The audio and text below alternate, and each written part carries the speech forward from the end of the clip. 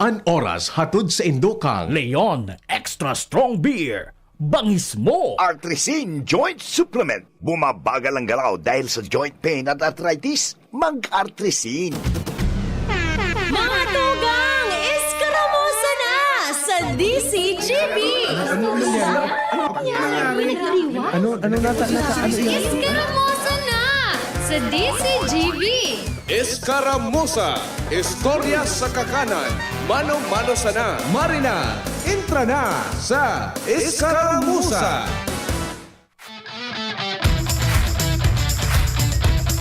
Sabi ko na sa Indo na dugangan panindo dyan. Hindi ko pa nga inahalon so tigmunguya-nguya ko dyan. Maray na pagkahapon po sa gabos na nakaantabay sa indang mga harong. Kumusta po kamo?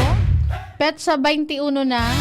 Ako Kuya Ramir, may midbid ako Kuya Ramir na. Sabi ka sa bago sa Kuya. Zal nga, paano nga ining kalendaryo ko? Ang kalendar niya Kuya Ramir, so pahalaba, pababa. Etong 2021, bako sumismong full baga araw kaning kalendaryo tadig na. Mahiling mo buong mga petsada kan kada bulan. Yata iya ko ano naman tigihiling mo? Sabi na, tigbibilang ko pa ngayon, Zel. Kung pera pa ngayang mga simana o asin daw ang bibilangon ko. Bago naman ngayon kata magsweldo. Maray na pagkahapon po sa gabos ng mga abangers. Si Kuya Ramir, machat man ini. Ano nga be, may good news na. May nagbibilang na Kuya Ramir kan mga sobra pa sa sarong simana. Maray na pagkahapon po sa gabos na nakaantabay sa indang mga harong. Ano lamang tabian sa inyo pinagkakabisihan dyan.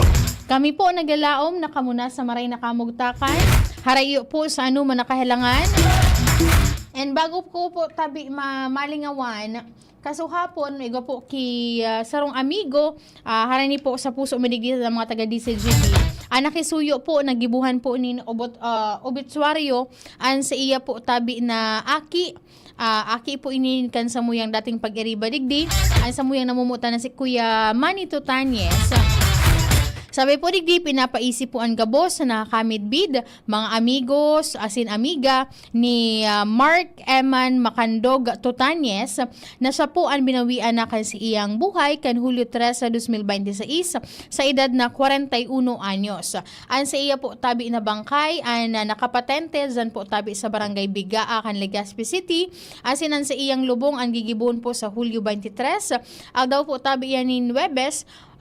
Dyan po tabi ang lubong gigibon sa Pristine Memorial Garden. After po tabi yan kan Misa de Requiem, dyan po tabi sa St. Raphael the Archangel Parish alas 2 nin pagkahapon. Sa mga muya po na magsungko, magbisita po sa bangkay kan Aki ni Kuya Manny, magpasiring lang po kamo dyan kung kamo pasisiring po sa Premier Distrito kan Albay. Pakalagpas da po kan Tulay, ang landmark niya po iyo po ang Petron Gas Station. Makihumapot-hapot na lang po kamo dyan sa nasabing lugar. And ang minapaisip po kayan, iyo po ang sa iyang ama na si Kuya Manny Tutanyes. Kaya minapaabot po kami ni na pakidumamay sa pamilya po kan Tutanyes. Kaso hapon, in fact, gari, kasama ka ba Kuya Ramir kahapon papunta doon? Ali po dyan sa tropa. Kuya Manny, and then kay sa Amelie, na, kaya pala ni Kuya Ramir, di ko na nahihiling si sa Amelie, may naman pala siya, na-stroke naman po nga niya. And makamurumundo dahil imagine from July 13 pa nagadan na sa iyang aki. Tama ba Kuya Ramir, kahapon lang po na informaran sumama kay ini po ni Eman, mas midbid po ining sa apod na Eman, pero ang full name niya po iyo an Mark Emmanuel Macandog Tutanyes. Kaya pala Kuya Ramir, sabi ni Kuya June, kan Desyembre, day na ngaya dal ngaya kinakaabot nga sa diding kalendaryo. Kasi tama ba Kuya Ramir, iniso nagpapadala sa diding kalendaryo na pigbubugtak ta dyan sa satuyang mga dingding. Kami po minapaabot ni napakidumamay sa pamilya Tutanyes po. And sa mga nakakamit bid, magpasariling na lang po kamo dyan. And then itong misa, gigibuon po tabi iyan sa Webes. Petsa 23 po tabi kan Hulyo 2026. Maray na pagkauto kay Kuya King Reginaldo. Kuya King, permi kung late na babasaan sa imong mensahe. Nababasa ko man iyan after na kan program, pero nababasa ko po tabi iyan. Maray na pagkauto sa Task Force Kaayusan at Kalinisan kay Sir Andy Marbella. Sabi na, maray na udto po ngaya ma'am, gulay na lambo na ang bangot, inasal na turingan. Kasiram daw ka ni Kuya Ramir, lalo kung grabe po baga Sir Andy ang gata. Maray na pagkauto po dyan sa task force. Sir Andy, balitaan mo po ako kan pig forward ko sa imong informasyon ka nakali sa semana. Huron-huron dyan sa satuyang palibot. Itong pigbo problema mo baga nagiging kanlungan.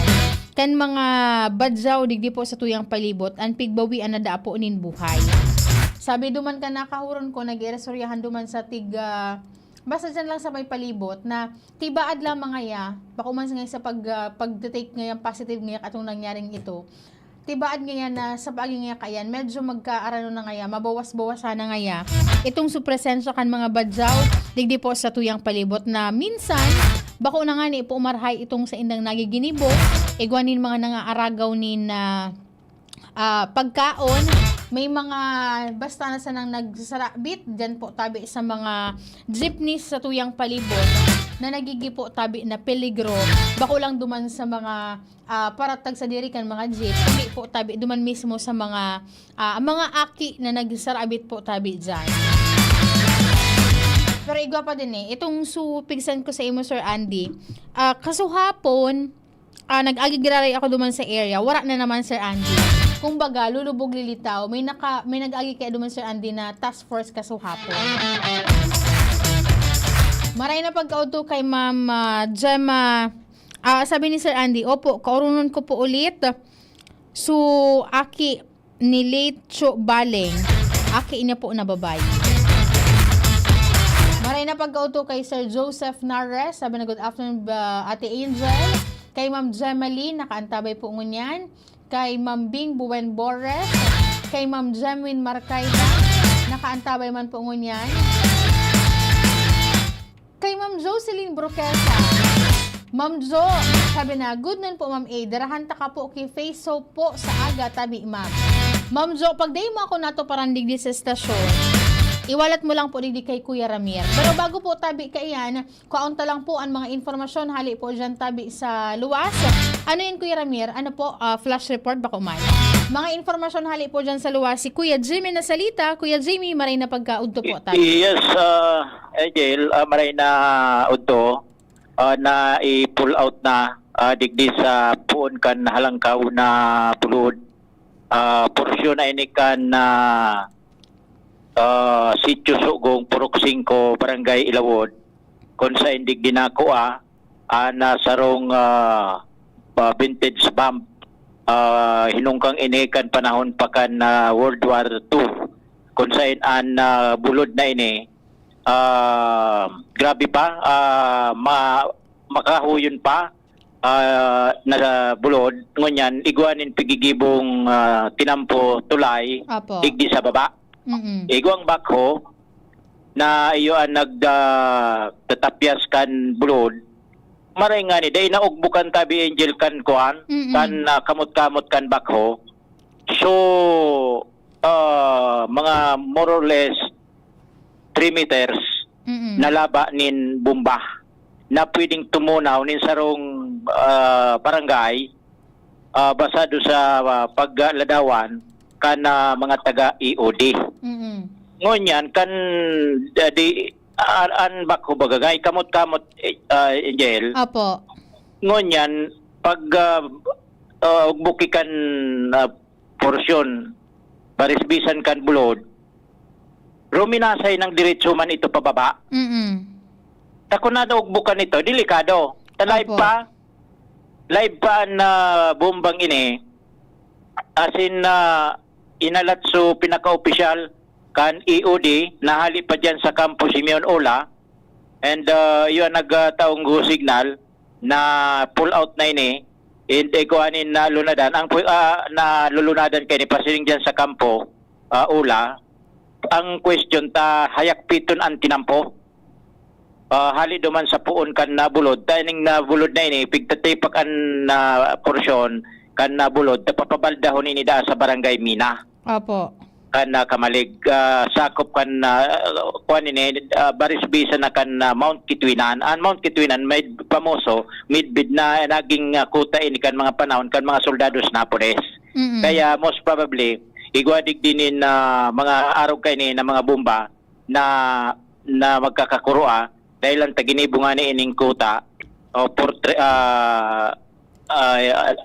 ano na po kani fortress kan mga soldados na Hapones kan mga panahon. Tamala igwadig dinin mga tunnel na ginibo taguan kan mga soldados na Hapones. Ngunyan luway-luway sa nainit ginakod lang ini kidakulaw na pisi sa inota na parte kamusado man sa kamot-kamot kan bakho. Opo. Duman ginakod ini ngunyan hayakpit an tinampo gari man sa na may parada digdi na-escortan ini kan mga EOD PNP EOD personnel paluwas digdi sa sadayot na tinampo tanganing makaluwas duman sa mayor na tinampo kung sa'y nagahalat an lulunadan kay ni pasiring dyan sa Campo Simeon Ola. Opo. Pagkatapos i-schedule ini para i-detonate somewhere sa Ligaw Daa sa Disyembre pa. Halawig pa pala may proseso pala ni Angel dahil man basta pagabot dyan sa kampo tapos papapotokula dahil may proseso pa ining aaragihan protocol pagkatapos i-schedule most probably December dahil ni papasabugon. Opo. Kasi kuya bako lang simple-simple kan ang disposal kasi imagine mo kuya kung nagsabog pala niyan sarong barangay ang pwedeng mawara. Pwedeng tunawon sarong barangay. Itong lokasyon na ito, may pasalamat na dahil na hiro wara na yan dahil natugbukan na bako. Nabanggit ba duman kuya na ano pa na pwede pa siyang pumutok anytime na kung... Pwede pa. Kaso kumbaga kuan kay ni napodkaan. So sensitibong parte. Opo. Pag natugbok ito, anytime pwedeng sumabog. Kaya sensitibo, mitikuloso ang paghiro-hiro kani. Tapos kan iliis na kay nga ay bako sinakay ginakod, tinakod duman sa bakho, pinaharali sa mga tao. Opo. Sinda sa nang may kabatiran kani sa pagmanehar, pag kuan kani, pag hali digdi sa lugar, an pwedeng magkarani duman sa kinamumugtakan kan magabatunon pati ini na bomba. Opo. Okay, so yan, kuha na lang ito. Tanainot na ako, nag-overtake na ako, yun na nga niyan, dahil man maluya man sa napatian dalagan bagakan bakho. Pagkatapos, yaonan mga tao nag-iril, pag-una mo, piyesta, may parada, panganing makaluwas ito digdi sa mayor na tinampo kung saan may nagahalat ng lunadan, ikakarga na ito kan bakho sa lunadan, kan EOD pasiring na dyan sa Campo Simeon Ola. Oo, ando na raw nandinig ka kuya sa Regional Explosive and K9 Unit sa REC 5. Correct.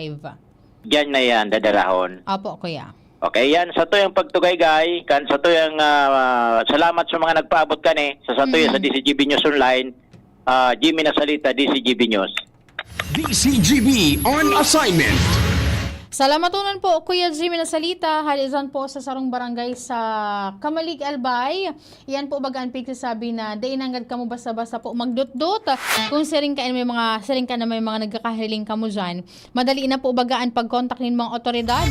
And itong mga dyan, mga dabber cards iyan Kuya Jim, hali sa Peco Albay and then sa Recto.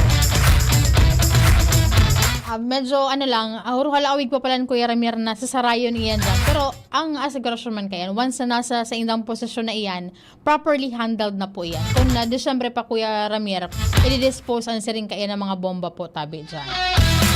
At sa kuyang ka-partner sa technical, Kuya Ramir, tugutan muna ako, tamasasyon pa po tabi ako.